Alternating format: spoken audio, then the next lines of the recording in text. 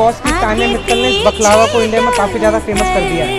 तो ये भैया के पास आया बकलावा। भैया हाँ जी, बकलावा ये किससे बनता है?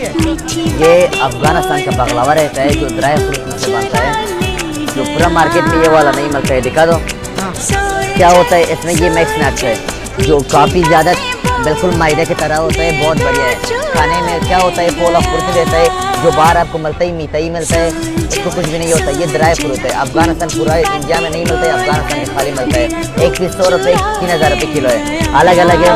हाँ हाँ, ये वाला ये चॉकलेट का फ्लेवर, चॉकलेट पिस्ताचियो, चॉकलेट बकलावा। हाँ जी चॉकलेट, ये भी चॉकलेट का फ्लेवर है, ये काजू का है, अलग अलग क्वालिटी रहता है सभी अलग अलग। हाँ जी हाँ। और भैया अगर इंडिया में किसी को ऑर्डर करना हो ऑनलाइन, मैं कार्ड दे दूंगा, आप मॉल ऑफ फरीदाबाद आ सकते हो। सब इंडिया में 4-5 दुकान है हमारा, अफगान रोड कंपनी नाम है हमारा। अच्छा, तो आप वहाँ आ सकते हो, डिस्काउंट मिल जाएगा, सब कुछ मिल जाएगा। बॉस की तान्या मित्तल ने इस बकलावा